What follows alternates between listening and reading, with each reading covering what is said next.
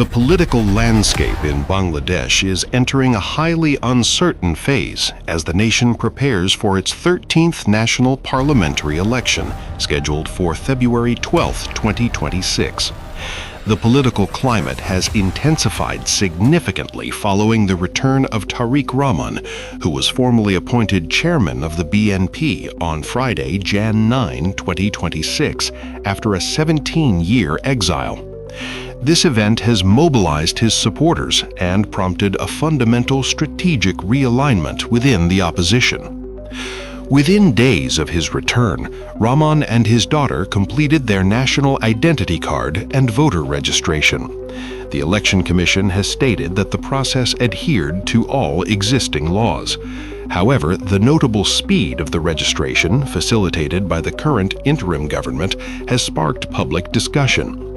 While no illegality is alleged, the efficiency of the process has led to a debate about institutional discretion and differential access within the electoral system, particularly as ordinary citizens typically cannot enroll as new voters after an election schedule is announced.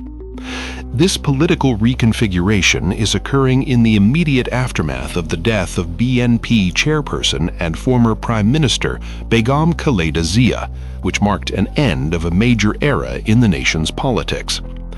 Her passing placed considerable pressure on Tarique Rahman to consolidate leadership and unify internal party factions. This pressure culminated in a formal consolidation of power on Friday. In a meeting presided over by Rahman himself, the BNP's National Standing Committee unanimously appointed him as the official party chairman, filling the post left vacant by Khaleda Zia's passing.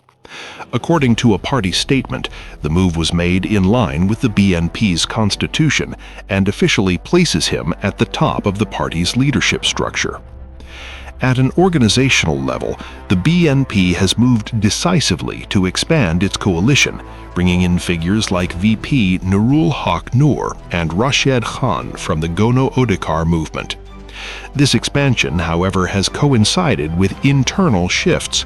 Several long-serving BNP leaders were reportedly not included on the preliminary candidate list. For example, Muhammad Muhyiddin, the brother of senior BNP leader and former LGRD minister Abdul Hai, will contest the upcoming parliamentary election from a Munjiganj constituency as an independent candidate. The Election Commission has formally approved his candidacy. The move comes after the Bangladesh Nationalist Party, BNP, officially nominated another candidate, identified as Mr. Rotten, for the seat. Abdul Hai, a long-serving party loyalist, is unable to run himself due to health reasons, with his brother stepping forward to represent his political interests. Despite the party selecting a different nominee, sources close to Abdul Hai indicate he still hopes for a last-minute endorsement from the BNP leadership. The situation has created a notable contest in the constituency, pitting the BNP's official nominee against an independent candidate representing one of the region's most established political figures.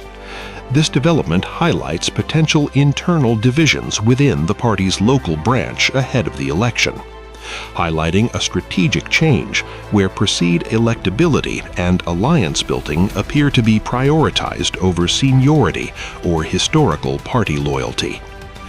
The political volatility extends beyond the BNP.